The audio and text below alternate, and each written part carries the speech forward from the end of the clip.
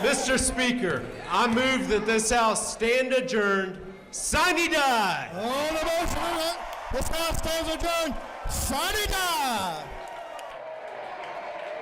The 2025 legislative session is over in Georgia. State lawmakers celebrated sine die in their chambers last night. Atlanta News First political reporter Doug Reardon takes a look at what's headed to Governor Brian Kemp's desk and what's not.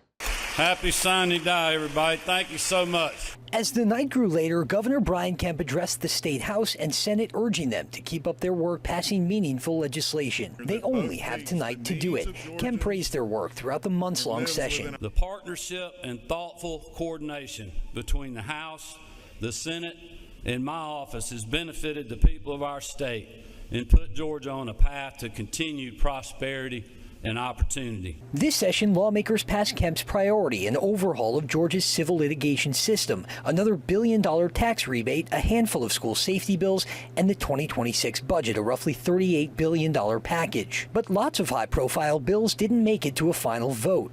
A proposal that would give tax breaks for gun safety classes and a bill that would strip state funding from public schools that have diversity, equity, and inclusion programs fell flat. So did a bill that would overhaul Georgia's elections, requiring election night hand counts of ballots and giving more authority to partisan poll workers. That was Doug Reardon reporting. We have everything that did and did not pass posted right now on AtlantaNewsFirst.com, or you can read about it in our free news app.